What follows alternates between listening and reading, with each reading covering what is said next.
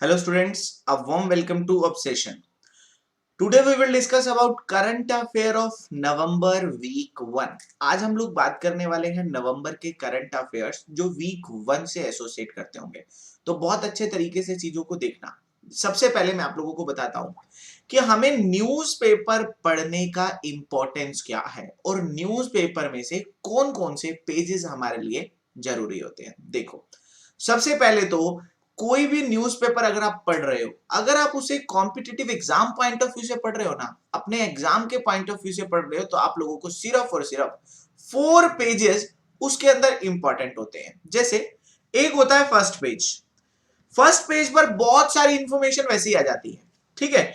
एक होता है फर्स्ट पेज, दूसरा होता है बिजनेस एंड इकोनॉमी का पेज। कुछ न्यूज़पेपर में बिजनेस लिखा होता है, कुछ न्यूज़पेपर में इकोनॉमी लिखा होता है, ठीक है। और तीसरा होता है वर्ड या इंटरनेशनल का पेज होता है। कुछ न्यूज़पेपर में वर्ड लिखा होता है, कुछ न्यूज़पेपर में इंटरनेशनल लिखा होता है, और चौथा होता है स्पोर्ट्स का पेज। तो ये 4 पेजेस हमारे एग्जाम के लिए पढ़ने जरूरी है। द हिंदू पढ़ रहे हो तो एडिटोरियल भी पढ़ सकते हैं। तो इन 4 पेजेस से आप लोगों को अपने न्यूज़पेपर में से हर एक इंफॉर्मेशन मिल जाएगी जो हमारे एग्जाम पॉइंट ऑफ व्यू से जरूरी होगी, ठीक है। अब इसमें से एक बार पढ़ने से याद तो होंगे नहीं। देखो, वैसे तो न्यूज़पेपर पढ़ने की एक स्ट्रेटेजी होती है कि आप लोगों को डेली बेस पर इन 4 पेजेस को पढ़कर अपने नोट्स प्रिपेयर करने होते हैं। लेकिन नोट्स भी ऐसे नहीं कि आप लोगों ने डेट वाइज लिख दिए कि आज 1 नवंबर है, आज 1 फरवरी है, आज 1 मार्च है। ऐसा नहीं, आप लोगों को स्पेसिफिकली वो डेट वाइज नहीं चलाने हैं। उसमें ना स्पेसिफिकली आपको एक क्या बनाना है, इंडेक्स। इंडेक्स बनाना है। जैसे अगर आपको कोई आरबीआई रिलेटेड न्यूज दिखा, तो आपका पहला इंडेक्स होगा आरबीआई रिलेटेड न्यूज, और उसके 3 to 4 पेजेस आपको छोड़ने होंगे। जैसे ही आपको कोई अपना आरबीआई रिलेटेड न्यूज के बाद कर्नाटक रिलेटेड न्यूज दिखा, तो कर्नाटक से रिलेटेड जो भी न्यूज होंगे उस इंडेक्स बनाकर आगे कर्नाटक से रिलेटेड 4 से 5 पेज छोड़ देने होंगे। ऐसा एक स्ट्रेटेजी के थ्रू अगर आप लोग पढ़ोगे, जैसे एक इंडेक्स में बनाया जीआई टैग, रिसेंट में जो भी जीआई टैग से रिलेटेड न्यूज चल रही है, जब से आप लोग पढ़ना शुरू कर रहे हैं वहां पर ऐड करते चलो, ठीक है। तो ये स्ट्रेटेजी होती है। इस स्ट्रेटेजी से आप लोगों को चीजें याद भी रहेंगी, और क्योंकि न्यूज़पेपर में से जब वर्ल्ड लेवल का न्यूज आते हैं ना, तो नाम भी बहुत यूनिक यूनिक होते हैं जो हमने कभी सुनी नहीं रखे होते हैं। तो ऐसे ऐसे नामों को याद रखना। जब भी हम लोग कोई नई चीज पढ़ रहे हैं ना, तो पुराने वालों को ऊपर से रिवाइज कर लो। जैसे हमने कोई हरियाणा से रिलेटेड न्यूज पढ़ा, एक न्यूज पढ़ा, उसके साथ हमने जब दूसरे भी ऐड कर लिए ना, जब नए ऐड करने लगे, पुराने वालों को एक बार रिवाइज कर लो। बस यही स्ट्रेटेजी होती है पढ़ने की, और इसी स्ट्रेटेजी के थ्रू मैं आप लोगों को पढ़ाने वाला हूं। तो चीजों को अच्छे से समझना। देखो भाई, सबसे पहला पॉइंट आता है, जैसे हमारा अमित शाह जी ने, नवंबर के न्यूज की बात चल रही है अभी, अमित शाह जी ने डेयरी सहकार योजना को शुरू किया है, जिससे हमारे देश में ऐसे लोग जो एनिमल हस्बेंड्री की फील्ड में काम करते हैं, जो पशुपालन करते हैं, उनकी इनकम डबल हो सके, ठीक है। तो आपको पहला क्या पता चला, डेयरी सहकार योजना, ठीक है। डेयरी सहकार योजना की शुरुआत किसने की, अमित शाह जी ने। जब डेयरी से रिलेटेड न्यूज आया ना, तो जितना भी इंफॉर्मेशन यहां से मिल सकता है निकाल लो। जैसे डेयरी, डेयरी से रिलेटेड कुछ इंपॉर्टेंट ऑर्गेनाइजेशंस हैं, जैसे इंटरनेशनल डेयरी फेडरेशन, इसका हेडक्वार्टर कहां पर है। उसके साथ साथ आपके लिए इंपॉर्टेंट हो सकता है नेशनल डेयरी डेवलपमेंट बोर्ड का हेडक्वार्टर कहां पर है। फिर आपके लिए इंपॉर्टेंट हो सकता है एनडीआरआई का हेडक्वार्टर कहां पर है, नेशनल डेयरी रिसर्च इंस्टीट्यूट। तो डेयरी से रिलेटेड ये न्यूज पता चले कौन कौन से। सबसे पहले तो डेयरी सहकार योजना की शुरुआत अमित शाह जी ने कहां पर की है, ये शुरुआत जो की है उन्होंने गुजरात के अंदर आनंद में, गुजरात के अंदर आनंद नाम का एक प्लेस है, वहां पर शुरुआत की है डेयरी सहकार योजना की। अमूल का ना 75th एस्टेब्लिशमेंट डे था, और इस एस्टेब्लिशमेंट डे पर जो हमारे अमित शाह जी हैं, कौन से मिनिस्टर हैं, होम मिनिस्टर, सभी को पता है। तो इन्होंने ना शुरुआत की किसकी, हमारा डेयरी सहकार योजना की। और अमित शाह जी हमारे होम मिनिस्टर होने के साथ साथ तुम्हें पता है इंडिया के कोऑपरेशन मिनिस्टर भी हैं। अगर आप लोग जानते हैं कि पिछले साल मोदी जी ने एक कैबिनेट को रीशफल किया था, बहुत सारे मिनिस्टर चेंज किए थे। जब कैबिनेट को रीशफल किया था ना, उसमें एक नई मिनिस्ट्री बनाई थी, जिस मिनिस्ट्री का नाम था मिनिस्ट्री ऑफ कोऑपरेशन। और मिनिस्ट्री ऑफ कोऑपरेशन बनाई तो मिनिस्टर भी बनाना था। तो मिनिस्टर किसे बनाया गया? अमित शाह जी को। तो अमित शाह जी के पास कौन कौन सी मिनिस्ट्री है पता चल गया। एक तो मिनिस्ट्री है उनके पास होम मिनिस्ट्री, दूसरी कौन सी मिनिस्ट्री है उनके पास? Cooperation ministry. ठीक है, दोनों बातें पता चल गई। और डेयरी सहकार योजना की शुरुआत अमित शाह जी ने कहां पर की? ये की गुजरात के आनंद में, ताकि एनिमल हस्बेंड्री में काम करने वालों लोगों की इनकम जो है वो डबल हो पाए।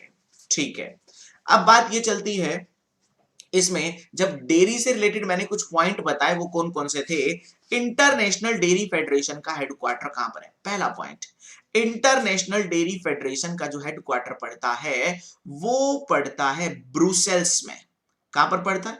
ब्रुसेल्स। और ब्रुसेल्स कहां पर है? सभी को पता है, बेल्जियम में। ब्रुसेल्स बेल्जियम में पड़ता है, वहां पर इंटरनेशनल डेयरी फेडरेशन का हेडक्वार्टर है। इंटरनेशनल है ना, ठीक है। दूसरा है NDDB, national dairy development board. National dairy development board, इसका हेडक्वार्टर तो कहां पर पड़ता है? आनंद, गुजरात में। कहां पर है?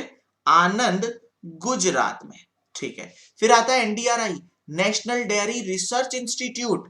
नेशनल डेयरी रिसर्च इंस्टीट्यूट का हेडक्वार्टर पड़ता है करनाल, हरियाणा में। कहां पर है? करनाल, हरियाणा में।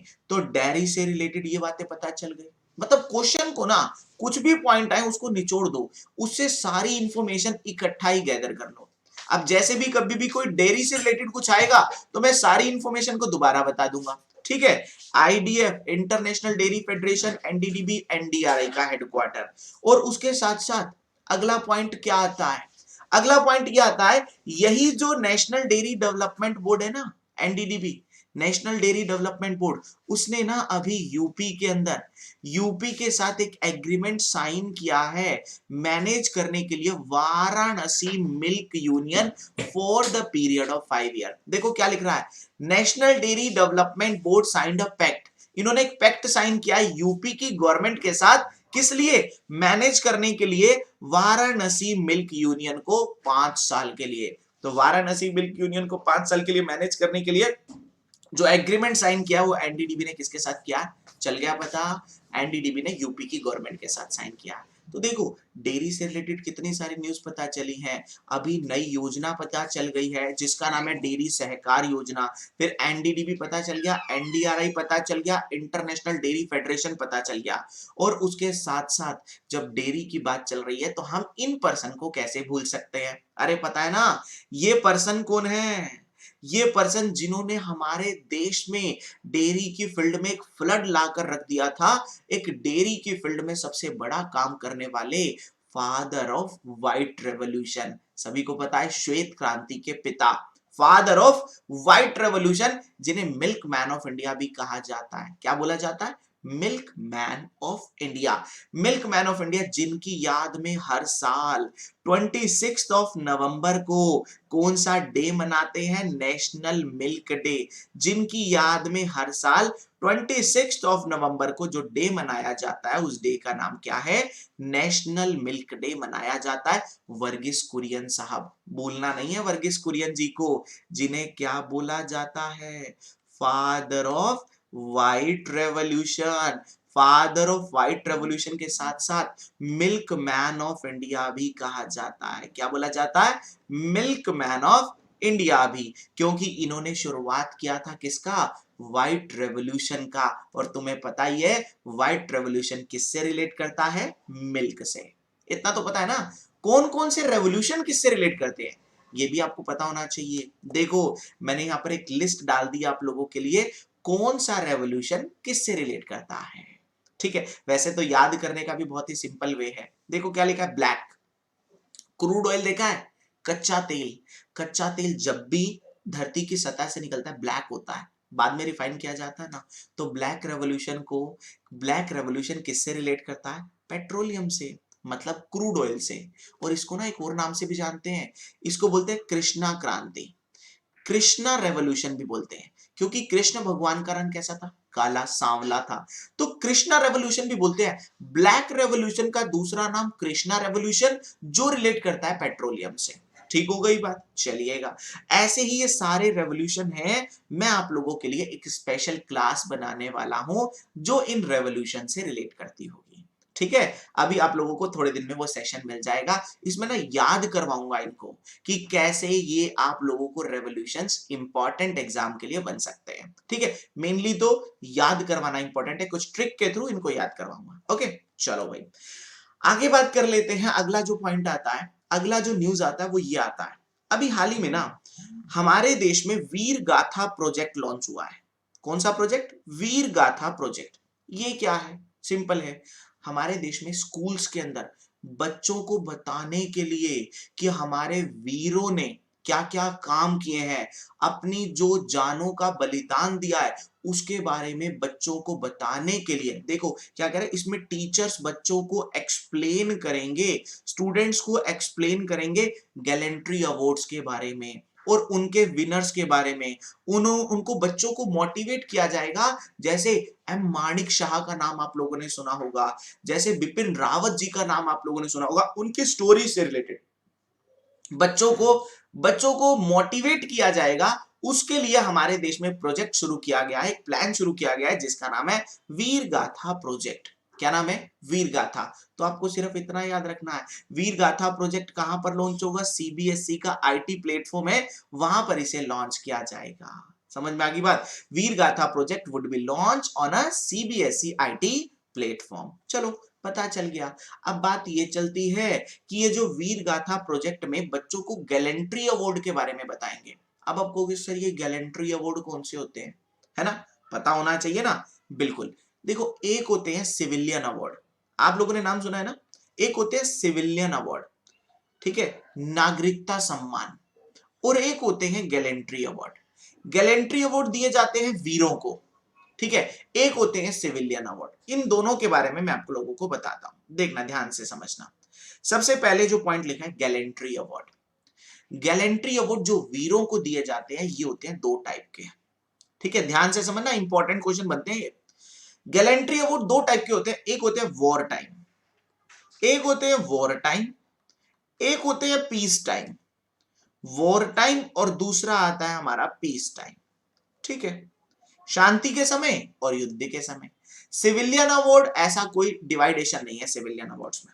चलो, वॉर टाइम में सबसे बड़ा अवार्ड कौन सा है, वॉर टाइम का सबसे बड़ा अवार्ड कौन सा है, ध्यान से देखना। वॉर टाइम में सबसे बड़ा अवार्ड जो है वो है परमवीर चक्र। हाँ भाई, कौन सा है, परम वीर चक्र, ठीक है। परमवीर चक्र वॉर टाइम का सबसे बड़ा है।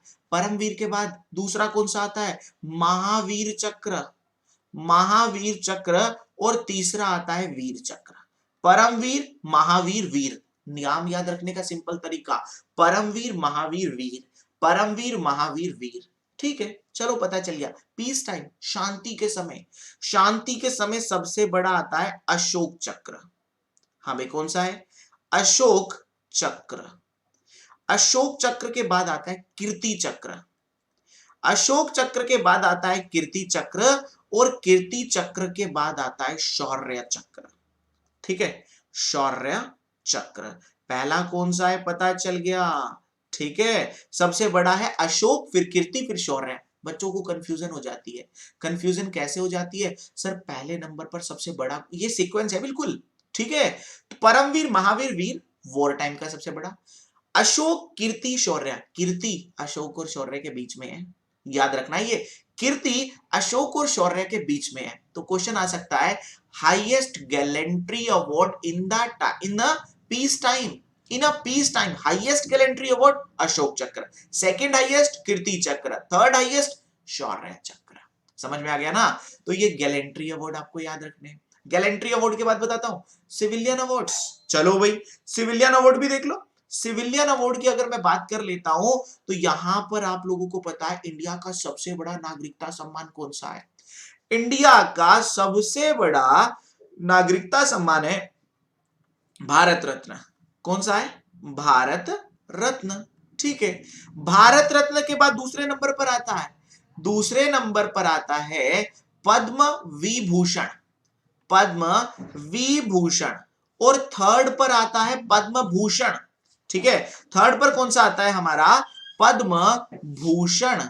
और पद्म भूषण के बाद फोर्थ पर कौन सा आता है? वो आता है हमारा पद्मश्री। तो ये भी आप लोगों को याद रखना है, भारत रत्न, पद्म विभूषण, पद्म भूषण, पद्मश्री। याद कैसे रखोगे सर? सबसे बड़ा तो सभी को याद रहता है भारत रत्न।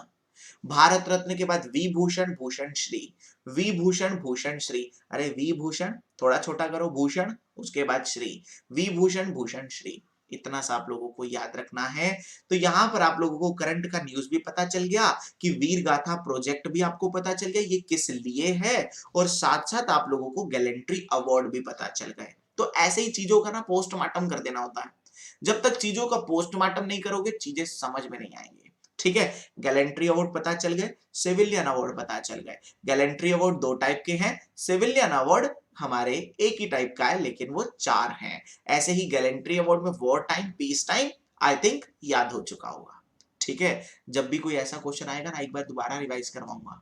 ठीक है, अभी तो बहुत सारी क्लासेस हैं, तो धीरे धीरे कर कर एक बार में याद नहीं होगा, 2 बार में याद नहीं होगा, कब तक याद नहीं होगा, है ना? कभी ना कभी तो बार बार रिवाइज करने से याद होती है चीजें। ठीक है, ये मैं भी जानता हूं कि एक बार चीजें पढ़ने से हमने एक बार पढ़ लिया क्या याद हो जाएगा? नहीं, बार बार रिवाइज करवाता चलूंगा। ठीक है, चलो भाई अगले क्वेश्चन की बात कर लेते हैं। तो अगला क्वेश्चन आता है भाषा संगम। मिनिस्ट्री ऑफ एजुकेशन ने लॉन्च किया भाषा संगम इनिशिएटिव। ठीक है, एजुकेशन मिनिस्टर तो आप सभी को पता है ना? एजुकेशन मिनिस्टर तो आप सभी को पता है। एक मिनिस्टर पर भी आप लोगों को सारे के सारे कैबिनेट मिनिस्टर्स के नाम याद रखने होते हैं। ठीक है, चलो तो भाषा संगम इनिशिएटिव अभी हाल ही में लॉन्च किया गया है स्कूल में, और भाषा संगम मोबाइल ऐप लॉन्च की गई है, और एक भारत श्रेष्ठ भारत क्विज ऐप भी लॉन्च की गई है। किस लिए? क्योंकि ना राष्ट्रीय एकता दिवस मनाया गया था। सभी को अगर पता है तो राष्ट्रीय एकता दिवस 31 अक्टूबर को मनाया जाता है, सरदार वल्लभ भाई पटेल जी की याद में मनाया जाता है। Iron man of India Sardar Vallabh भाई पटेल जी की याद में हर साल 31 अक्टूबर को एक डे मनाया जाता है, राष्ट्रीय एकता दिवस, नेशनल यूनिटी डे। उस दिन हमारे देश में भाषा संगम नाम से एक मोबाइल ऐप लॉन्च की गई, और इसका एक प्रोग्राम लॉन्च किया गया। ठीक है, इसमें क्या है, इसके अंदर स्पेसिफिकली एक जो ऐप है ना ये 22 लैंग्वेजेस में अवेलेबल होगी, जिसमें 22 लैंग्वेजेस के जो बेसिक सेंटेंस होते हैं ना वो आप लोग सीख पाएंगे। 22 लैंग्वेजेस, अरे वही शेड्यूल्ड लैंग्वेजेस। हमारे देश के संविधान के कॉन्स्टिट्यूशन के शेड्यूल 8 में 22 लैंग्वेजेस के बारे में बोला गया है। ठीक है, तो इन 22 लैंग्वेजेस में ये ऐप अवेलेबल होगी। इस ऐप के थ्रू आप लोग 22 लैंग्वेजेस के बेसिक सेंटेंस सीख सकते हैं। ठीक है, ऐप पता चल गई भाषा संगम। कितनी लैंग्वेजेस? 22। ठीक है, पता चल गया आप लोगों को। अब बात ये चल रही है इसको डेवलप किसने किया? इसको डेवलप किया एनसीईआरटी ने। ठीक है, एनसीईआरटी ने डेवलप किया इस भाषा संगम मोबाइल ऐप को। ठीक है, पता चल गया। अब बात क्या चलती है? 31 अक्टूबर।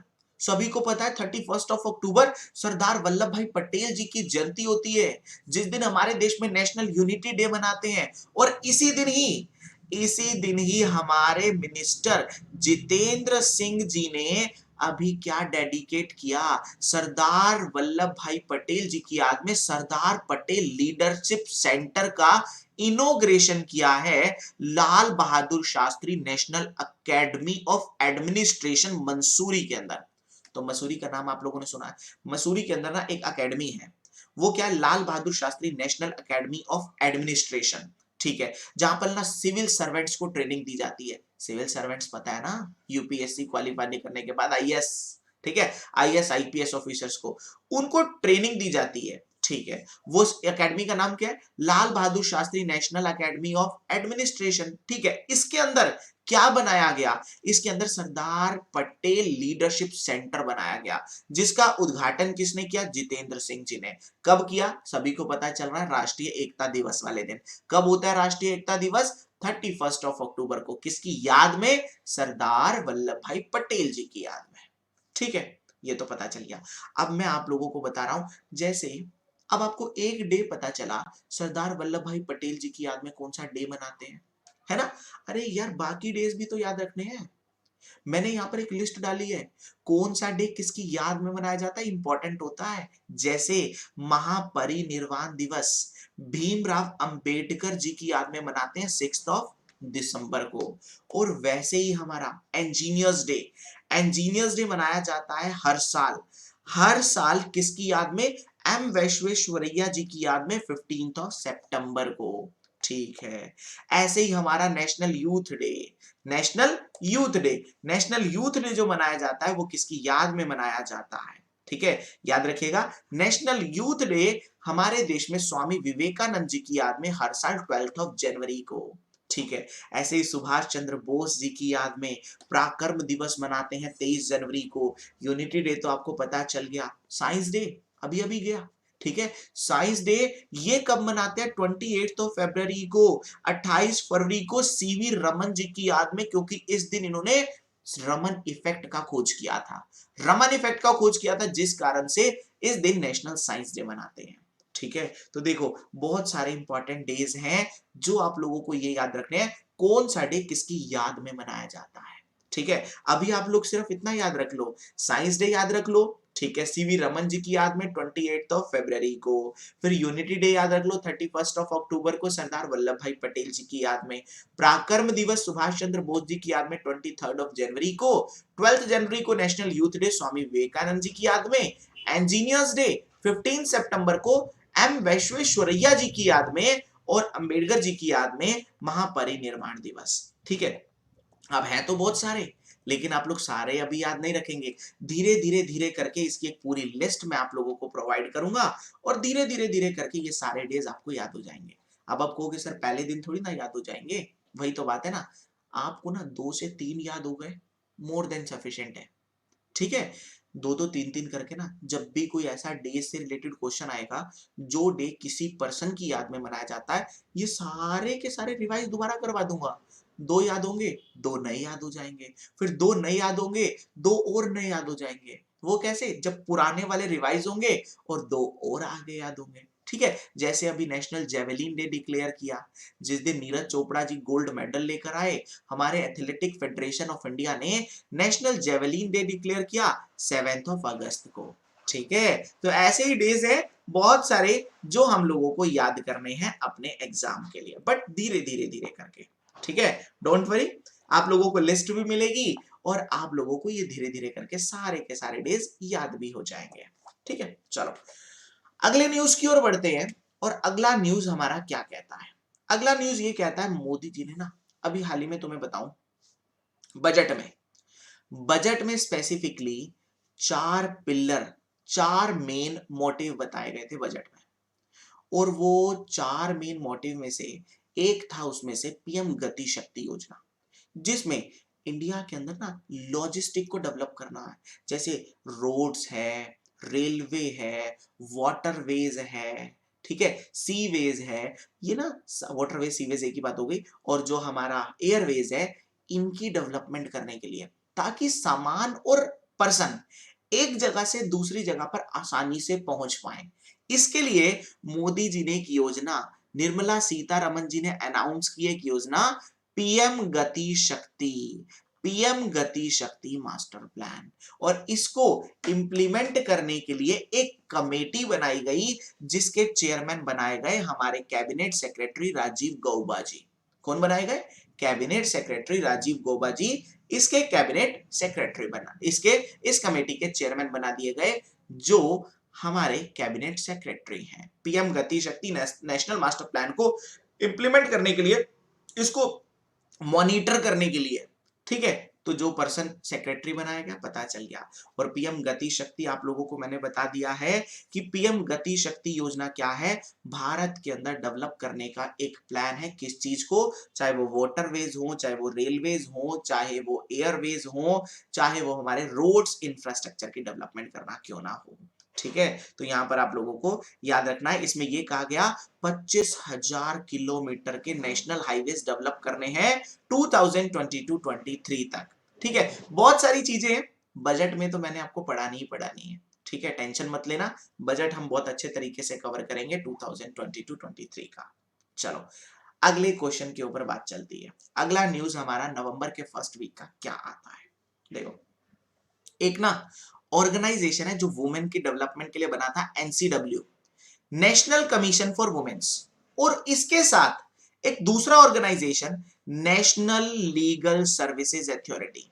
इन्होंने ना एक प्रोग्राम चलाया है पैन इंडिया में, पूरे ऑल ओवर इंडिया में। किस लिए? लीगल अवेयरनेस प्रोवाइड करने के लिए, लीगल अवेयरनेस प्रोवाइड करने के लिए वुमेन्स को। तो वुमेन्स को लीगल अवेयरनेस, लीगल अवेयरनेस मतलब वुमेन को कानून के बारे में पता हो, वुमेन्स को कानून के बारे में पता हो, इसके बारे में लोगों को जागरूक करने के लिए, महिलाओं को जागरूक करने के लिए दो ऑर्गेनाइजेशन ने एक प्रोग्राम चलाया है। एक ऑर्गेनाइजेशन का नाम है NCW, national commission for womens, और दूसरे ऑर्गेनाइजेशन का नाम है नलसा। नलसा मतलब नेशनल लीगल सर्विसेज अथॉरिटी। ठीक है, नेशनल लीगल सर्विसेज अथॉरिटी। तो ये दोनों ऑर्गेनाइजेशन ने मिलकर वुमेन्स को अवेयर करने के लिए, उनके लीगल राइट्स के बारे में, उनके अधिकारों के बारे में वुमेन्स को अवेयर करने के लिए एक प्रोग्राम चलाया। बस सिंपल क्वेश्चन था, ज्यादा डिटेल में नहीं है। ठीक है, आगे बात कर लेते हैं। इंडियन रेलवे, इंडियन रेलवे ने डेवलप की एक art gallery, art gallery with, art gallery with souvenir shop at Kevadia railway station. Kevadia railway station पर, जो एक पीपीपी मॉडल पर आधारित होगी। तुम्हें पता है पीपीपी मॉडल क्या होता है? Public private partnership. इसमें पता है क्या होता है? जब गवर्नमेंट और प्राइवेट कंपनी मिलकर, जब गवर्नमेंट और प्राइवेट कंपनी मिलकर दोनों इकट्ठे काम करते हैं तो उसको क्या बोला जाता है?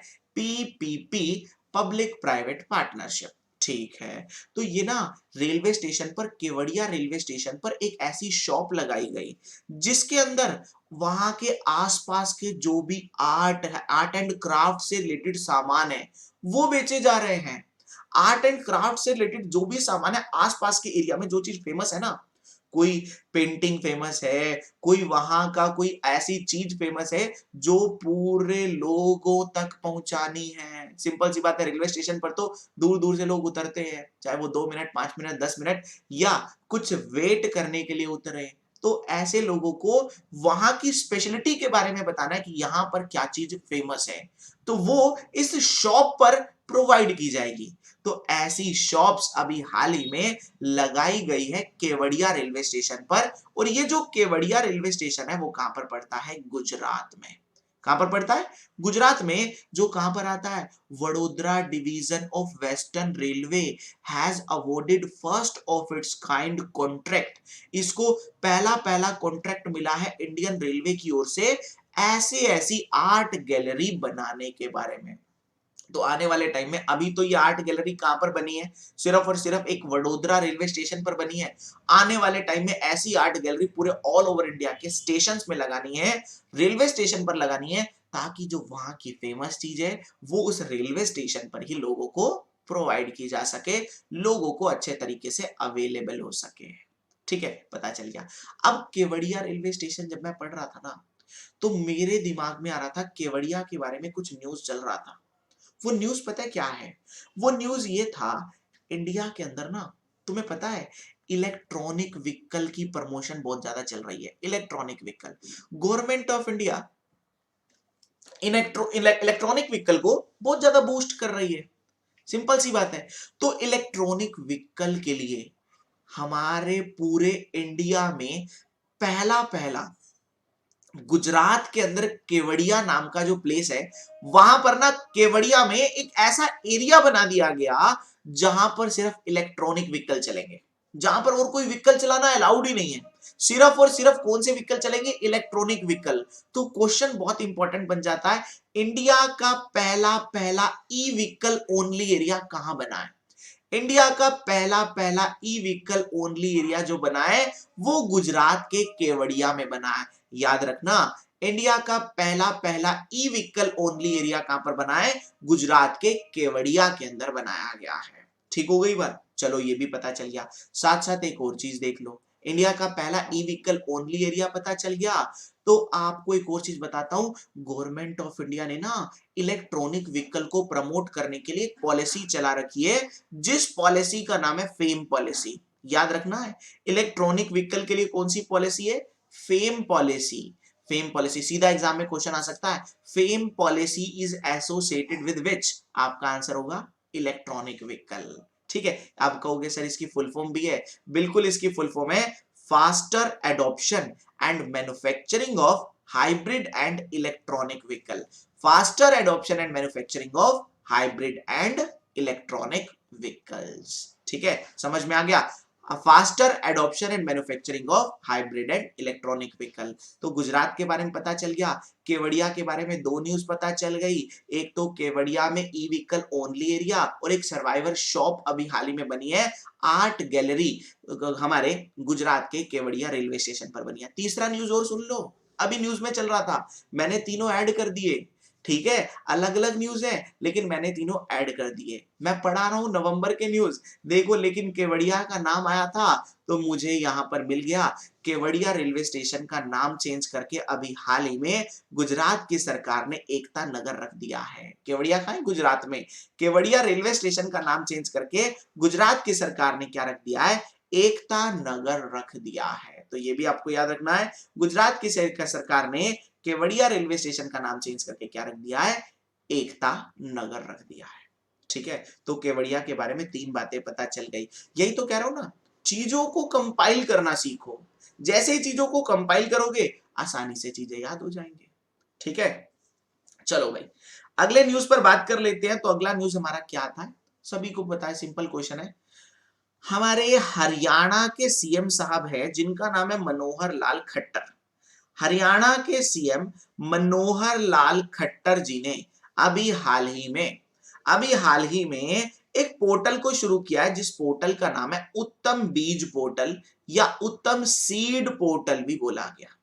ठीक है, उत्तम सीड पोर्टल नाम से पता चल रहा है इस पोर्टल पर किसानों को बीजों के बारे में इंफॉर्मेशन प्रोवाइड की जाएगी। ठीक है, एक न्यूज पता चल गया हरियाणा के बारे में, उत्तम सीड पोर्टल किसानों को बीजों के बारे में नॉलेज देने के लिए कहां शुरू किया गया है? वो हरियाणा में शुरू किया गया है। ठीक है, अब आगे बात कर लेते हैं हरियाणा के बारे में और न्यूज। जैसे न्यूज में चल रहे थे हरियाणा के 18th गवर्नर बने हैं बंडारू दत्तात्रेय, और न्यूज चल रहा था हरियाणा के अंदर हमारी जो सेंटर गवर्नमेंट है ना, वो एस्टेब्लिश कर रही है कल्चरल सेंटर। हरियाणा के कुरुक्षेत्र जहां महाभारत का वॉर हुआ था, वहां पर कल्चरल सेंटर बनाया जा रहा है, सेंटर गवर्नमेंट बनाएगी। और तुम्हें पता है इंडिया का पहला पहला ग्रेन एटीएम, ग्रेन समझते हैं ना, अनाज एटीएम, इंडिया का पहला अनाज एटीएम, वो ग्रेन एटीएम, आपको पता है चल रहा है एटीएम से जैसे पैसे निकलते हैं, यहां पर इस एटीएम से अनाज निकलेगा। इंडिया का पहला ग्रेन एटीएम हरियाणा के गुरुग्राम में बना है। गुरुग्राम तो बहुत इंपॉर्टेंट प्लेस है, पता है तुम्हें क्यों? क्योंकि ना वर्ल्ड लेवल का एक ऑर्गेनाइजेशन है जो हरियाणा के गुरुग्राम में है। ध्यान से समझना इसके बारे में। आपको अगर पता है कि हमारे वर्ल्ड लेवल पर ना बहुत सारे ऑर्गेनाइजेशन है, जैसे world bank, IMF, ADB, AIB, वैसे ही वर्ल्ड लेवल का एक ऑर्गेनाइजेशन है जिसका नाम क्या है? जिसका नाम है आईएसए, इंटरनेशनल सोलर अलायंस। क्या नाम है? International solar alliance.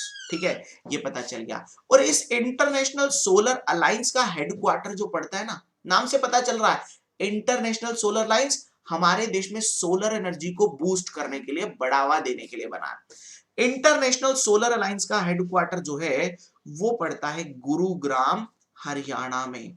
याद रखना है इंटरनेशनल सोलर अलायंस का हेडक्वार्टर कहां पर है? गुरुग्राम हरियाणा में। जो international solar alliance world level पर सोलर एनर्जी को बूस्ट करने के लिए, बढ़ावा देने के लिए बनाया गया था। 2015 में इंडिया के प्रधानमंत्री मोदी जी और फ्रांस के राष्ट्रपति फ्रांसिसो होलैंड दोनों ने मिलकर इसकी नींव रखी थी। किसकी? आईएसए की, इंटरनेशनल सोलर अलायंस की, जिसका हेडक्वार्टर गुरुग्राम में है और जिसके डायरेक्टर जनरल का नाम क्या है? अजय माथुर। क्या नाम है? अजय माथुर। तो ये भी आप लोगों को याद रखना है। और गुरुग्राम में इंडिया का पहला ग्रेन एटीएम बना है। अभी हाल ही में हरियाणा सरकार ने बच्चों को स्पोर्ट्स में आगे बढ़ाने के लिए खेल नर्सरी योजना की शुरुआत करी है। और इंडिया का पहला हेली हब, हेली हब सुना है? क्या होता है? हेलीकॉप्टर के लिए, जैसे एरोप्लेन्स के लिए एयरपोर्ट्स होते हैं ना, वैसे ही सबसे बड़ा हेली हब बना है। हेलीकॉप्टर्स के लिए हेली हब बना है। इंडिया का पहला हेली हब कहां पर बना है? गुरुग्राम, हरियाणा में।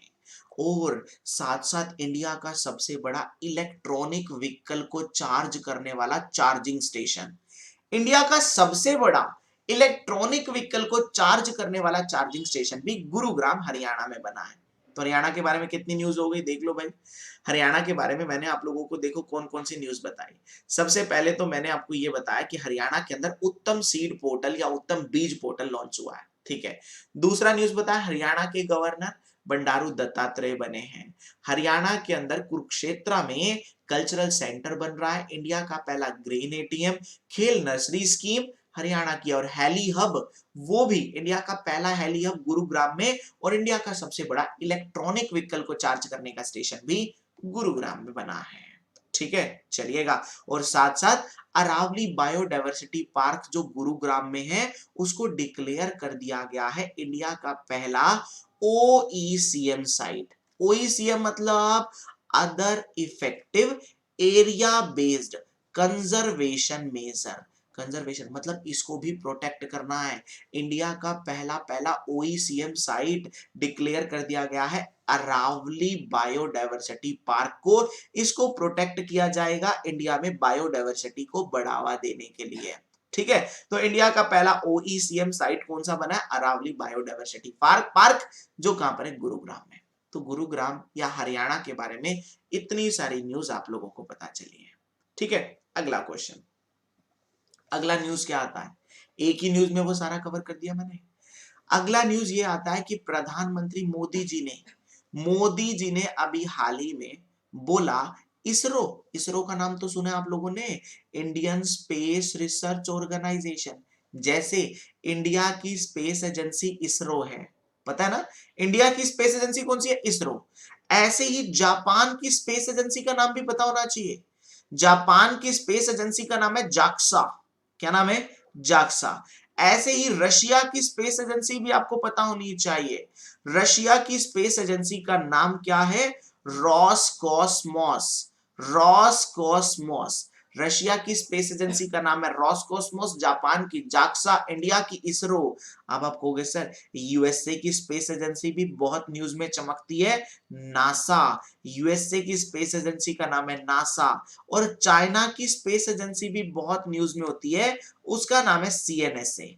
क्या नाम है? सीएनएसए। चाइना की सीएनएसए, यूएसए की नासा, रशिया की रॉसकॉस्मोस, जापान की जाक्सा, इंडिया की इसरो, ठीक है। इसरो ने अभी हाल ही में, इसरो प्रोवाइड करेगा वर्ड में क्या? सोलर पावर कैलकुलेटर एप्लीकेशन, जिससे मेजर किया जाएगा solar energy potential of any region across the globe. हाँ भाई, ये जो इसरो क्या बना रहा है, एक ऐसा कैलकुलेटर बना रहा है, सोलर पावर कैलकुलेटर एप्लीकेशन बना रहा है, जिस एप्लीकेशन से जिस एरिया को आपको टेस्ट करना है कि इस एरिया में कितनी सोलर एनर्जी प्रोड्यूस की जा सकती है, कितनी सोलर एनर्जी प्रोड्यूस की जा सकती है, वो कैलकुलेटर को पहले वहां पर लेकर जाएंगे, जो एप्लीकेशन की फॉर्म में होगा। वो कैलकुलेटर ये मेजर करके बता देगा, अगर आप यहां पर सोलर प्लांट लगाओ, सोलर पैनल लगाओ, तो उससे कितनी एनर्जी प्रोड्यूस हो सकती है। समझ में आ गया ना? तो ये कैलकुलेटर कौन बना रहा है? इसरो बना रहा है। ये बात किसने बोली है? मोदी जी ने बोली है। समझ में आ गई बात? तो इसरो इस कैलकुलेटर को बना रहा है। आपको इसरो के बारे में पता चल गया। इंडिया की स्पेस एजेंसी है, फिर आपको पता चला जापान की स्पेस एजेंसी कौन सी है, जाक्सा, जापान की जाक्सा, इंडिया की इसरो, रशिया की रोसकॉस्मोस, यूएसए की नासा, चाइना की सीएनएसए। तो ये आप लोगों को कुछ स्पेस एजेंसी जो न्यूज में चलती रहती है उनके सारों के नाम बता दिए। ठीक है, चलो, और साथ साथ ये भी बता दूं, तुम्हें पता है कि इंडिया का रीन्यूएबल एनर्जी का टारगेट क्या है? इंडिया का रीन्यूएबल एनर्जी का टारगेट क्या है? इंडिया का टारगेट है कितना? इंडिया का टारगेट है यहां पर 2022 का, 2022 का टारगेट है। एक सेकेंड, यहां पर आपको दिख तो रहा है ना सारा, चलिएगा। इंडिया का टारगेट है 2022 का प्रोड्यूस करने का, कितनी एनर्जी? कितनी एनर्जी? 175 gigawatt, 175 gigawatt. और 2030 का टारगेट है 500 गीगावाट रीन्यूएबल एनर्जी को प्रोड्यूस करने का। ये रीन्यूएबल एनर्जी है जिसमें solar energy, wind energy, bio power सारा कुछ आ जाता है। तो पता चल गया, ये याद रखना है, इंडिया का रीन्यूएबल एनर्जी का टारगेट क्या है कि भारत सरकार कितना टारगेट अचीव कर लेगी, 175 गीगावाट 2022 का, और 2030 का टारगेट क्या है, 2030 का टारगेट है 500 गीगावाट। ठीक है, तो ये बात आप लोगों को पता चल चुकी है। ओके, आगे बात कर लेते हैं फिर अगले न्यूज पर। तो इससे इतनी चीजें पता चली, एक एक न्यूज से इतनी इतनी चीजों को निकाल लो।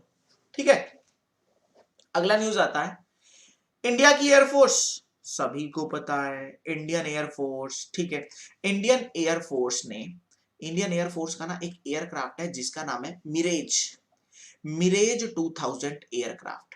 ठीक है, mirage 2000 aircraft squadron is taking part in the blue flag 2021 international exercise. आपको पता है एक्सरसाइजेज होती हैं, एक्सरसाइज क्या होती है कि हमारा जैसा इंडिया है, इंडिया दूसरे देशों के साथ एक्सरसाइज करता है। एक्सरसाइज ये नहीं, एक्सरसाइज होती है जहां पर जैसे हमारी नेवी दूसरे देश की नेवी के साथ जब एक्सरसाइज करती है, वो अपना शक्ति प्रदर्शन करते हैं कि उनके पास क्या क्या चीजें हैं, हम अपना शक्ति प्रदर्शन करते हैं, ताकि अगर कभी भी हमें उनकी हेल्प चाहिए हो या उन्हें हमारी हेल्प चाहिए हो, हम एक दूसरे के साथ तैयार खड़े हों। ठीक है, तो एक्सरसाइज होती है। ऐसे ही अभी एक एक्सरसाइज हुई जो कहां पर हुई, इजराइल में। एक्सरसाइज का नाम है ब्लू फ्लैग 2021। ठीक है, इसमें बहुत सारे देशों ने पार्टिसिपेट किया, वो कह रहे 7 देशों ने इसके अंदर पार्टिसिपेट किया, जैसे Israel, Germany, Italy, Britain, France, India, Greece, USA, ये सारे देशों ने इसके अंदर पार्टिसिपेट किया है। ठीक है, तो बात ये चल रही है, इन जब देशों ने इसके अंदर पार्टिसिपेट किया तो हमारे इंडिया की ओर से, इंडिया का कौन सा एयरक्राफ्ट गया था?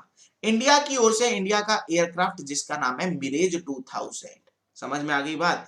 इंडिया की ओर से इंडिया का कौन सा एयरक्राफ्ट गया था? ठीक है, यहां पर ये देश है 7, चलो रहने दो, यहां पर लिखे हुए Israel, Germany, Italy, Britain, France, India, Greece और यूएसए। ठीक है, ये सारे देशों ने इसके अंदर पार्टिसिपेट किया था, जिसके अंदर इंडिया की ओर से कौन सा एयरक्राफ्ट गया था, मिरेज 2000 एयरक्राफ्ट। ठीक है, पता चल गया आप लोगों को। साथ साथ आपको ना एक्सरसाइज के नाम भी याद रखने होंगे। ठीक है, आप लोगों के लिए मैं स्पेशल क्लास बनाऊंगा डिफरेंट डिफरेंट मिलिट्री एक्सरसाइज पर, तो कौन सी एक्सरसाइज कौन से देश के साथ होती है। जैसे अगर मैं बात कर लेता हूं, वज्र प्रहार यूएसए के साथ होती है, खंजर किर्गिस्तान के साथ होती है, नोमैडिक एलिफेंट, ये एक्सरसाइज के नाम है, नोमैडिक एलिफेंट मंगोलिया के साथ होती है। तो ऐसे ही ना मैं एक स्पेशल लेक्चर बना दूंगा जिसमें ये मैं सारी चीजें आपको बता दूंगा कौन सी एक्सरसाइज कौन से देश के साथ होती है। ठीक है, चलो समझ में आ गया आप लोगों को। आगे बात करते हैं कोप समिट के बारे में। कोप समिट एक ना क्लाइमेट चेंज को लेकर एक समिट होता है, जिस समिट को बोलते हैं कोप समिट। क्लाइमेट चेंज को लेकर जो समिट होता है, समिट कौन सा है, कोप समिट। अब मैं आपको बताता हूं, ये जो कोप समिट है ना क्लाइमेट चेंज को लेकर, इस समिट में होता क्या है, क्लाइमेट चेंज के ऊपर बातें होती है, बहुत सारे देश इसमें पार्टिसिपेट करते हैं। ठीक है, जैसे जब नरेंद्र मोदी जी ने इसमें पार्टिसिपेट किया कोप समिट में, तो यहां पर नरेंद्र मोदी जी ने बोला हमारा रीन्यूएबल एनर्जी का टारगेट, मैंने बताया था ना अभी 500 गीगावाट है, हम अचीव करेंगे। 2030 तक, 2030 तक। साथ साथ इन्होंने बोला इंडिया को कार्बन न्यूट्रल बना देंगे। कार्बन न्यूट्रल मतलब कार्बन इमिशन नहीं होगा, कार्बन न्यूट्रल बना देंगे। कब तक? 2070 तक। ये सारी बातें याद रखनी है जो मोदी जी ने इस समिट में बोली हैं। जैसे मैं कुछ इंपॉर्टेंट बातें आपको बताता हूं। देखो, समिट का नाम क्या है? कोप समिट। कोप की फुल फॉर्म होती है कॉन्फ्रेंस ऑन पार्टीज, ठीक है। क्लाइमेट चेंज को लेकर ये समिट होती है। इस बार जो हुई थी वो हुई कोप 26 समिट। ये हुई ग्लासगो के अंदर, ठीक है।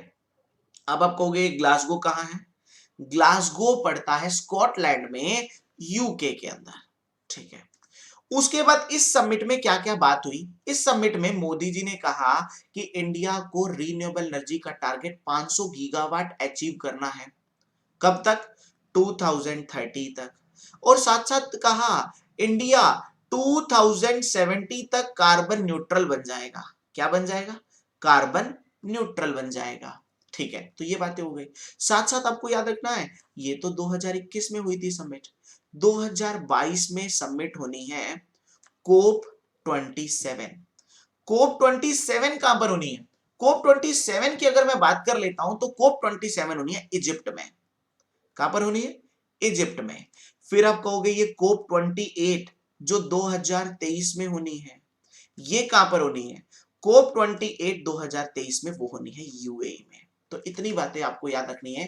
क्लाइमेट चेंज को लेकर समिट कोप समिट, जो पिछली बार 2021 में यूके के ग्लासगो में हुई थी, 2022 में इजिप्ट में होनी है, 2023 में यूएई में होनी है। इसमें मोदी जी ने क्या कहा था? एक तो रीन्यूएबल एनर्जी का टारगेट अचीव करेंगे 2030 तक 500 गीगावाट का, और कार्बन न्यूट्रल बना देंगे इंडिया को। कब तक? 2070 तक, ठीक है।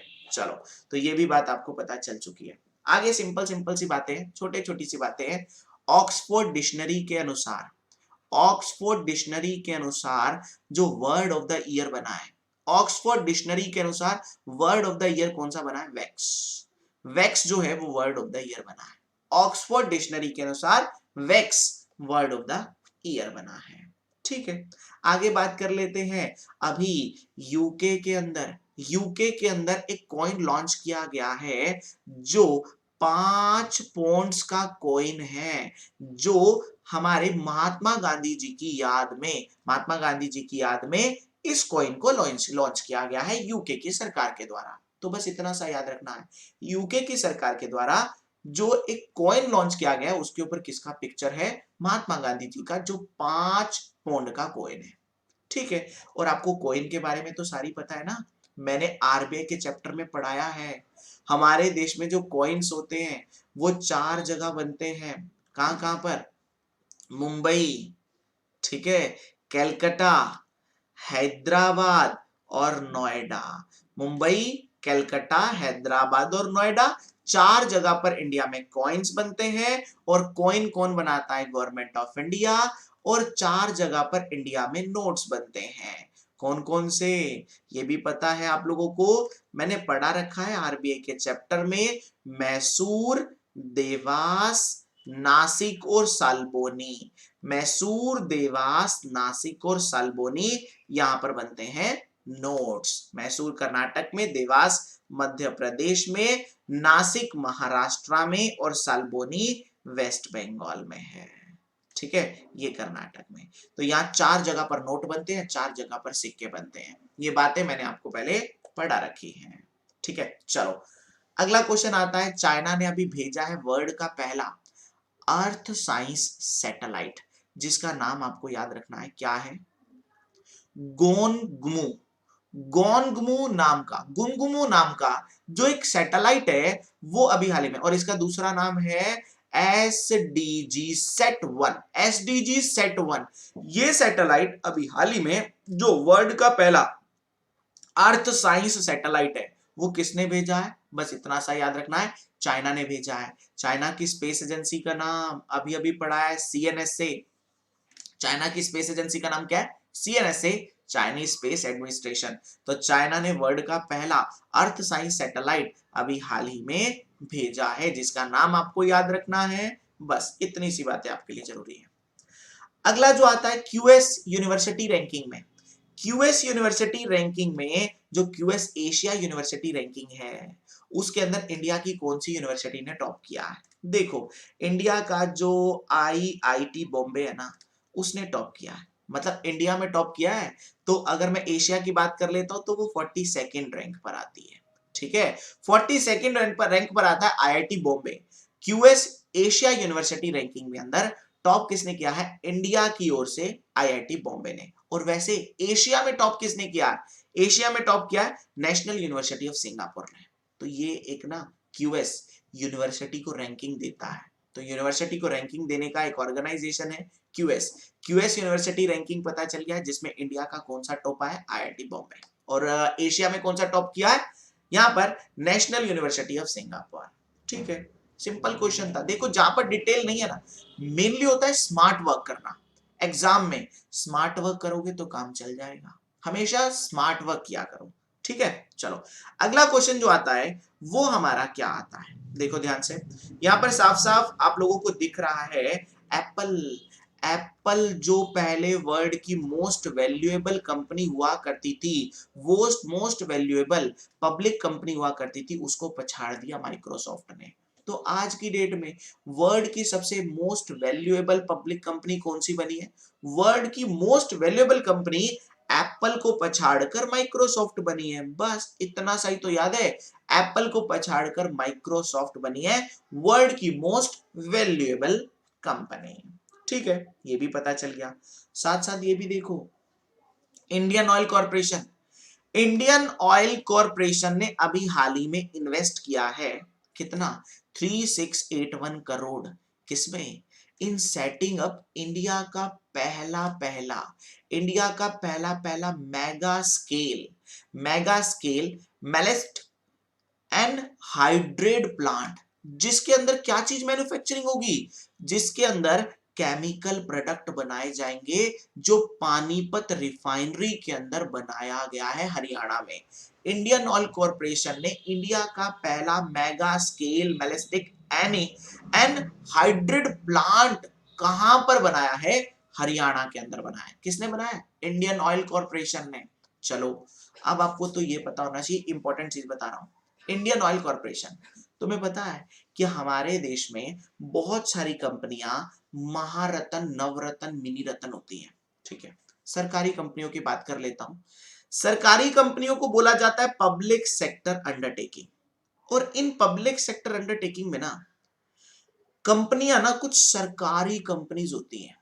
सरकारी कंपनी मतलब पब्लिक सेक्टर की कंपनी। ठीक है, सरकारी कंपनियों को ना, जो कंपनी अच्छा परफॉर्मेंस कर रही है, अच्छा प्रॉफिट कमा रही है, जैसे अगर कोई सरकारी कंपनी 5000 का प्रॉफिट कमा रही है एक साल में, एवरेज 3 सालों का एवरेज चलता जा रहा है 5000 करोड़, 5000 करोड़, 5000 करोड़, ऐसी कंपनियों को भारत सरकार बना देती है क्या? भारत सरकार ऐसी कंपनियों को बना देती है महारत्न कंपनी। कौन सी कंपनी? महारत्न। जो कंपनी फर्स्ट आती है। सेकंड आने वाली कंपनियां नवरत्न कंपनी, और थर्ड आने वाली कंपनियां मिनी रत्न कंपनी। ठीक है, मिनी रत्न कंपनी। आप लोगों को एग्जाम के पॉइंट ऑफ व्यू से सिर्फ याद रखना है, भारत में महारत्न कंपनी कितनी है, भारत में नवरत्न कंपनी कितनी है, और मिनी रत्न कंपनी कितनी है। चलो ध्यान से समझना, भारत में महारत्न है 11, नवरत्न है 13, और मिनी रत्न है 73। याद रख लेना, फर्स्ट पे आने वाली कंपनियां कितनी है? 11 महारत्न कंपनी, नवरत्न 13 और मिनी रत्न 73 है। ठीक है, ये महारत्न कंपनियों के नेम्स हैं, 10 के नाम लिखे हैं। और पिछले अक्टूबर के अंदर एक नई पावर फाइनेंस कॉर्पोरेशन, नई महारत्न कंपनी बनी थी। आपको याद रखने हैं ये 10 के नाम, बाकी 13 और 73 के नाम याद रखने की जरूरत नहीं है आपको, लेकिन ये 10 के नाम तो याद रखने पड़ेंगे। कौन कौन से 10 है? देखो सिंपल है, एक है भेल, एक है गेल, एक है सेल। भेल, गेल, सेल, ठीक है। एक है उसके बाद, देखो ध्यान से, हिंदुस्तान पेट्रोलियम, भारत पेट्रोलियम और Indian oil. Hindustan petroleum, Bharat petroleum और इंडियन ऑयल, भेल, गेल, सेल, ठीक है। फिर है ओएनजीसी, एनटीपीसी, पावर ग्रिड और कोल इंडिया। ये 10 हो गई। और 11वीं कौन सी बनी? Power finance corporation. 11वीं कौन सी बनी है? वो बनी है पावर फाइनेंस कॉर्पोरेशन। ठीक है, याद रखना है, पावर फाइनेंस कॉर्पोरेशन 11वीं महारत्न कंपनी बनी है। तो इंडिया में टोटल महारत्न कितनी हो गई? ठीक है, चलिएगा, तो ये आप लोगों को महारत्न नवरत्न के नाम सामने दिए हैं, पढ़ लेना है। ठीक है, तो इतनी सारी चीजें हम लोग पढ़ रहे हैं, अच्छे तरीके से समझना है, एक एक चीज को मैं आराम आराम से पढ़ा रहा हूं। ठीक है, बॉम्बे स्टॉक एक्सचेंज ने अभी हाल ही में एक एग्रीमेंट साइन किया है, कोलैबोरेशन किया है एचडीएफसी बैंक के साथ, ताकि जो छोटे उद्योग है ना, एमएसएमई को बूस्ट मिल पाए। एमएसएमई को बूस्ट मिलने के लिए बॉम्बे स्टॉक एक्सचेंज ने एग्रीमेंट साइन किया है। लेकिन एग्जाम के लिए क्या जरूरी है, जो मैं अभी पढ़ाने वाला हूं, आपको पता है कि इंडिया के अंदर ना स्टॉक एक्सचेंज क्या होते हैं, शेयर मार्केट क्या होती है। अगर मैं बात कर लेता हूं थोड़ी सी शेयर मार्केट के बारे में, आपको पता होना चाहिए, शेयर मार्केट को ही बोला जाता है स्टॉक एक्सचेंज। ठीक है, यहां पर शेयर को खरीदा और बेचा जाता है, और शेयर को खरीदने और बेचने के लिए सबसे पहले आपके पास एक अकाउंट होना चाहिए, जिस अकाउंट का नाम क्या है, डीमैट अकाउंट। आपको शेयर्स को खरीदना और बेचना है, उसके लिए सबसे पहले आपको कौन सा अकाउंट खुलवाना होगा, डीमैट अकाउंट। ठीक है, डीमैट अकाउंट खोलने के बाद ही आप शेयर्स को खरीद बेच सकते हैं। ओके, दूसरा मैं आपको बताता हूं इंडिया में स्टॉक एक्सचेंज के बारे में। इंडिया में टोटल जो स्टॉक एक्सचेंज है ना, स्टॉक एक्सचेंज मतलब शेयर मार्केट, इंडिया में टोटल शेयर मार्केट कितनी है? इंडिया में टोटल स्टॉक एक्सचेंज है 23, और इस 23 में से दो बड़े बड़े हैं, एक का नाम है बॉम्बे स्टॉक एक्सचेंज और दूसरे का नाम है नेशनल स्टॉक एक्सचेंज। ठीक है, अब बहुत सारी कंपनियां इसके अंदर आती हैं। अब ये बताओ, अगर किसी को अपनी हाइट मेजर करनी है तो क्या कहोगे, 5 फुट 6 इंच, 5 फुट 8 इंच, ऐसे ही कहते हो ना। अगर किसी को बॉम्बे स्टॉक एक्सचेंज के अंदर कंपनियों के शेयर की वैल्यू गिर रही है, बढ़ रही है, ये कैसे मेजर होता है पता है? इसको मेजर किया जाता है बॉम्बे स्टॉक एक्सचेंज में सेंसेक्स के अनुसार। अगर सेंसेक्स बढ़ रहा है ना, तो याद रख लेना, बॉम्बे स्टॉक एक्सचेंज की टॉप की 30 कंपनी जो है ना, 30, उनकी शेयर की वैल्यू बढ़ रही है। बॉम्बे स्टॉक एक्सचेंज में जो सबसे टॉप पे 30 कंपनीज आती हैं, अगर उनकी शेयर वैल्यू बढ़ेगी तो सेंसेक्स भी बढ़ेगा। ऐसे ही नेशनल स्टॉक एक्सचेंज के इंडेक्स का नाम है निफ्टी। निफ्टी है जिसमें 50 कंपनी आती हैं, और ऐसे ही 50 कंपनी के शेयर की वैल्यू अगर बढ़ेगी तो निफ्टी बढ़ेगा, अगर उनकी वैल्यू कम होगी तो निफ्टी कम हो जाएगा। सिंपल है, आपको याद रखनी है सिर्फ ये 4 बातें। शेयर को खरीदने बेचने के लिए डीमैट अकाउंट चाहिए होता है। भारत में कुल 23 स्टॉक एक्सचेंज है, दो बड़े नेशनल लेवल पर है, बॉम्बे स्टॉक एक्सचेंज और national stock exchange. Bombay stock exchange के इंडेक्स का नाम सेंसेक्स, नेशनल स्टॉक एक्सचेंज के इंडेक्स का नाम निफ्टी। सेंसेक्स में 30 कंपनी आती है, निफ्टी में 50 कंपनी आती है। बस इतनी सी बातें आपको याद रखनी है। ठीक है, चलो आगे बात कर लेते हैं। अभी हाल ही में मनाया गया कौन सा day, Ayurveda day. Ayurveda day अभी हाल ही में मनाया गया, जो धनवंतरी जयंती वाले दिन होता है। ठीक है, धनवंतरी जयंती वाले दिन होता है आयुर्वेदा डे, जो इस बार हर बार अलग अलग आता है, ये नहीं कि हर बार सेम ही आता। ठीक है, वो कह रहा है इस बार जो धनवंतरी डे मनाया गया, आयुर्वेदा डे मनाया गया, ये धनतेरस वाले दिन होता है। तो ये कब आया, 2 नवंबर को। ठीक है, आयुर्वेदा, आयुर्वेदा से एक बात बहुत इंपॉर्टेंट याद रखनी है, एग्जाम में इंपॉर्टेंट होती है। आप लोगों को पता है हमारे मोदी जी ने एक मिनिस्ट्री बनाई थी, आयुष, आयुष मिनिस्ट्री। आयुष की फुल फॉर्म इंपॉर्टेंट है, आयुर्वेदा, योगा, यूनानी, सिद्धा, होम्योपैथी। आयुर्वेदा, योगा, यूनानी, सिद्धा, होम्योपैथी। आयुर्वेदा, योगा, यूनानी, सिद्धा, होम्योपैथी। ठीक है, याद रखनी है ये पॉइंट। ए मतलब आयुर्वेदा, वाई मतलब योगा, यू यूनानी, एस सिद्धा, एच होम्योपैथी होता है। ठीक है, याद रखना। और जब आयुर्वेदा डे पता चल गया तो सारे डे पता होने चाहिए, Siddha day, Unani day, health day, homeopathy day, yoga day, Sowa Rigpa day, Ayurveda naturopathy day. ठीक है, तो ये सारी चीजें, ये सारे डेज आप लोगों को याद होने चाहिए। ठीक है, डेज ये सारे के सारे रिलेट करते हैं हमारे किससे, आयुष मंत्रालय से। ठीक है। और आपको एक और बात बताऊं, अभी मैंने ये आयुष पढ़ा है ना, आयुर्वेदा, योगा, यूनानी, सिद्धा, थोड़े साल पहले ना सिद्धा के अंदर, इसका सिद्धा तो है ही है, सिद्धा के साथ एक और नई टेक्निक जोड़ी गई पर्सन को ठीक करने की। सभी को पता है ये सारी एक ऐसी टेक्निक है जिससे बीमारी ठीक की जा सकती है। एक नई पहाड़ों की दवाइयों से इलाज करने की एक नई टेक्निक होती है, सोवा रिगपा, सोवा रिगपा। तो आपको ये भी याद रखना है।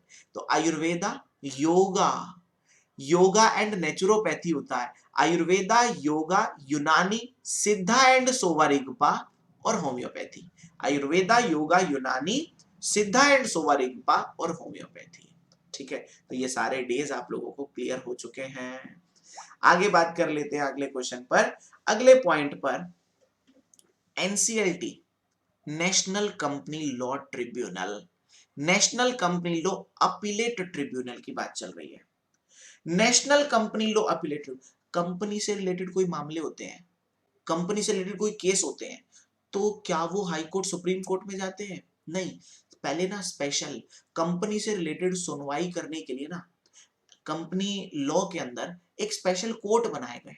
अगर कंपनी डूब रही है, कंपनी को अपना क्या करना है, कंपनी को अपना सारा का सारा रेजोल्यूशन प्रोसेस करना है, तो कंपनी ना स्पेशल कोर्ट में जाती है, क्योंकि हाई कोर्ट, सुप्रीम कोर्ट में तो पेंडिंग पड़े रहते हैं मामले। कंपनी स्पेशल कोर्ट में जाती है, उन कोर्ट को क्या बोला जाता है? NCLT, national company law tribunal. और एक इससे अपेक्स अथॉरिटी है, national company law appellate tribunal. होता है ना, जैसे हाई कोर्ट से सेटिस्फाइड नहीं हो तो सुप्रीम कोर्ट में चले जाओ, ऐसे ही है, नेशनल कंपनी लॉ ट्रिब्यूनल से सेटिस्फाइड नहीं हो तो एनसीएलएटी में चले जाओ। ठीक है, national company law tribunal, national company law appellate tribunal. तो ना अभी अभी ना इसके नए चेयरमैन बने हैं। देखो भाई, तो बात ये चल रही है, national company law appellate tribunal के बने हैं अशोक भूषण, और नेशनल कंपनी लॉ ट्रिब्यूनल के बने हैं रामलिंगम सुधाकर। कौन बने हैं? रामलिंगम सुधाकर। तो दोनों के आपको याद रखने हैं, एनसीएलटी और एनसीएलएटी। हाई कोर्ट से ऊपर सुप्रीम कोर्ट, एनसीएलटी से ऊपर एनसीएलएटी। अगर कोई एनसीएलटी से सेटिस्फाइड नहीं हुआ है तो वो एनसीएलएटी में जा सकता है। किस में जा सकता है? एनसीएलएटी में। ठीक है, चलो आगे सिंपल सिंपल है। अभी FICCI, federation of Indian chamber of commerce and industry, commerce और इंडस्ट्री से रिलेटेड एक हमारा ऑर्गेनाइजेशन फिक्की, इसके अभी डायरेक्टर जनरल बने हैं अरुण चावला जी। आप लोगों को पढ़ना है। वर्ल्ड वेगन डे मनाया गया। वेगन पता है क्या होता है?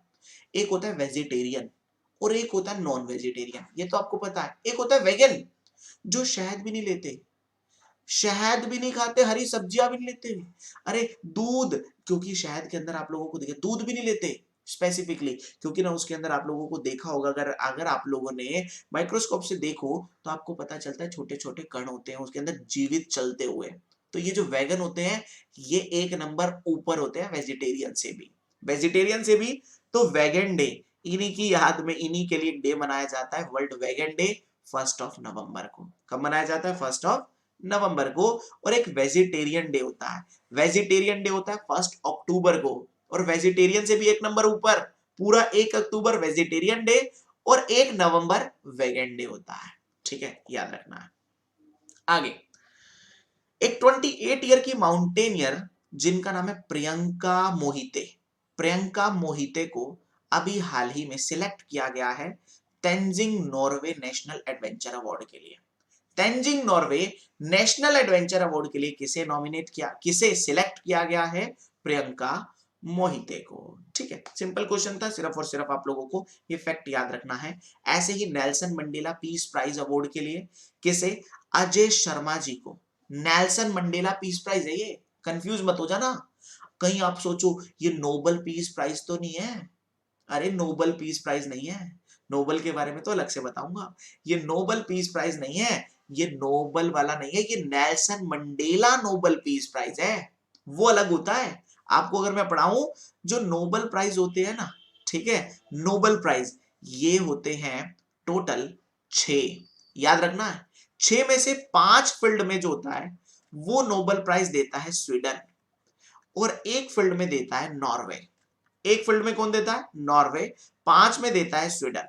तो ये 5 कौन कौन से हैं वो भी आपको याद होने चाहिए। फिजिक्स, केमिस्ट्री, मेडिसिन, इकोनॉमिक्स और literature. Physics, chemistry, medicine, economic और लिटरेचर में नोबल सबसे बड़े प्राइज होते हैं वर्ल्ड के। Nobel prize, Nobel prize total कितने फील्ड में जाते हैं? 6। 5 में कौन देता है? स्वीडन। 1 में कौन देता है? नॉर्वे, जो नोबल का पीस प्राइज होता है। और ये अलग है, Nelson Mandela Nobel peace prize वो अलग है, उसको हमने काउंट नहीं करना है। ये तो नोबल प्राइज है। नोबल प्राइज टोटल 6 फील्ड में दिए जाते हैं। 5 फील्ड में देता है स्वीडन, 1 में देता है नॉर्वे। 5 फील्ड कौन कौन सी है? फिजिक्स, केमिस्ट्री, मेडिसिन, इकोनॉमिक्स और लिटरेचर। और नोबल का शांति पुरस्कार नॉर्वे देता है। ठीक है, ये भी आपको याद रखना है। आगे एक बुक का नाम सामने आया, सुधा मूर्ति जी की बुक है, ये आप लोगों को याद रखनी है। The सेग with two horns, the सेग with two horns नाम से बुक है। ठीक है, पढ़ लीजिएगा। ये सिर्फ और सिर्फ बुक्स के नाम हैं और किस किस ने इनको पब्लिश किया है। जैसे प्रदीप जी ने एक बुक लिखी है, नॉट जस्ट क्रिकेट। ठीक है, यहां पर कुछ बताने वाला नहीं है, सिर्फ और सिर्फ ये बुक्स के नाम आप लोगों के सामने हैं। और साथ साथ फिलिंथ्रोपिस्ट की लिस्ट में, अरे दान देने वालों की लिस्ट में सबसे बड़े दानी पता है कौन से बने हैं? विप्रो के। सबसे बड़े दानी बने विप्रो के चेयरमैन अजीम प्रेमजी। अजीम प्रेमजी जो एक दिन में 27 करोड़ दान करते हैं और पिछले साल इन्होंने पूरी अपनी संपत्ति में से 9713 करोड़ दान किया है। बस एक चीज याद रख लेना, सबसे बड़े दानी कौन है? अजीम प्रेमजी। किसके? विप्रो के चेयरमैन, विप्रो के फाउंडर चेयरमैन अजीम प्रेमजी सबसे बड़े दानी है। पहले शिव नडार हुआ करते थे, शिव नडार हुआ करते थे HCL के फाउंडर। फिर शिव नडार जी ने अपना सारा बेटी को संभाल दिया, तो रोशनी नडार जो है अब। ठीक है, अब बात ये चलती है, तो अब सारे वो शिव नडार जी थोड़े नीचे आ गए और सबसे बड़े दानी फिलिंथ्रोपिस्ट बन गए कौन? अजीम प्रेमजी, जो विप्रो से रिलेट करते हैं। ठीक है, ऐसे ही यहाँ पर कुछ डेज है जिसमें कुछ आप लोगों को पढ़ना है। सोनामी अवेयरनेस डे कब मनाया जाता है? 5 नवंबर को। ऐसे ही कुछ awards, national sports award important है, ये क्वेश्चन इंपॉर्टेंट है। नेशनल स्पोर्ट्स अवार्ड अभी हाल ही में जो दिए गए, नेशनल स्पोर्ट्स अवार्ड में कौन से आते हैं? मेजर ध्यानचंद अवार्ड, इसका नाम पहले क्या होता था? राजीव गांधी खेल रत्न अवार्ड, इसका नाम चेंज करके क्या कर दिया गया? Major Dhyanchand award. ठीक है, साथ साथ अर्जुन अवार्ड 35 लोगों को मिले हैं। Dronacharya award, Dronacharya life time achievement, उसके बाद है Dhyanchand award for life time achievement. ठीक है, और द्रोणाचार्य अवार्ड पता है किसको मिलते हैं? कोच को। द्रोणाचार्य अवार्ड कोच को मिलते हैं। ठीक है, नेशनल स्पोर्ट्स अवार्ड में भी सबसे बड़ा कौन सा है? मेजर ध्यानचंद खेल रत्न अवार्ड, जिसका पुराना नाम क्या था? राजीव गांधी खेल रत्न अवार्ड। ठीक है, चलिएगा, ये इनकी लिस्ट है, सिर्फ और सिर्फ इसमें कुछ बताने वाला नहीं है। आप लोग इन 12 के नाम पर एक बार नजर जरूर मार सकते हैं, क्योंकि एग्जाम में ऐसा आ सकता है कि अभी इस बार किसे मिला है कौन सा? Major Dhyanchand award. ठीक है, चलिएगा, तो यहां पर उसके बाद first world deaf judo championship, first world deaf judo championship की बात चल रही है, जिसके अंदर सीनियर जम्मू कश्मीर की team for deaf and secured a first position. First position किसकी आई है? जम्मू कश्मीर की टीम की। किसमें? First world deaf judo championship में। फर्स्ट वर्ल्ड डीफ, डीफ मतलब समझते हैं ना जो सुन नहीं सकते, उनकी जूडो चैंपियनशिप है, जिसमें फर्स्ट पोजीशन आई है किसकी? जम्मू कश्मीर की टीम की। ठीक है, और ये कहां पर हुई थी? पेरिस के अंदर हुई थी। पेरिस के अंदर हुई थी world first deep judo championship. ठीक है, चलो, साथ साथ बस अब तो आप लोगों को ये छोटी छोटी सी बातें जो समझाने वाला था ना, वो मैंने सारी चीजें बता दी हैं। यहाँ पर अगला आ रहा है हमारा मैरेलबर्न क्रिकेट क्लब। मैरेलबर्न क्रिकेट क्लब ने अभी हाल ही में एक लिस्ट जारी की है 18 क्रिकेटर्स की, 18 क्रिकेटर्स की, उसमें से जिनको अभी life time membership of the club award MCC award दिया जा रहा है। तो उसमें से इंडिया के 2 कौन कौन से हैं? एक है हरभजन सिंह और एक है जावागल श्रीनाथ। जावागल श्रीनाथ तो MCC की लिस्ट में, MCC की life time membership of the club की ऑनररी लिस्ट में जो MCC अवार्ड है, उसमें 18 लोगों को शामिल किया गया है, जिसमें इंडिया से कितने हैं? 2। कौन कौन से? हरभजन सिंह और जयवेगल श्रीनाथ। ठीक है, याद रखना है। अगला फिर एक डे है, डे से रिलेटेड कुछ ट्रिक्स मैं आप लोगों को आगे बताऊंगा, आप लोग इसको तो सिंपली पढ़ना ही है। International day for preventing the exploitation of the environment in war conflict कब मनाया जाता है? 6 नवंबर को मनाया जाता है। ये सिर्फ पढ़ने वाली चीजें, समझाने वाली चीजें मैंने सारी आप लोगों को समझा दी है, जो जो हमारे एग्जाम पॉइंट ऑफ व्यू से इंपॉर्टेंट थी। ठीक है, जैसे हमारे अवार्ड के बारे में बताया, गैलेंट्री अवार्ड के बारे में बताया, और देखो हर एक क्वेश्चन के साथ ना मैं स्टैटिक नॉलेज को कनेक्ट कर रहा हूं, और स्टैटिक नॉलेज जब यहीं पर ही हो जाएगी ना, तो एग्जाम के लिए अलग से पढ़ने की जरूरत नहीं पड़ेगी। करंट अफेयर पढ़ते चलो, स्टैटिक नॉलेज साथ साथ कवर करते चलो, इतना हमारे एग्जाम के लिए मोर देन सफिशिएंट है। ओके, आज के लिए इतना ही। Thank you to all of you, thank you so much, thanks to all.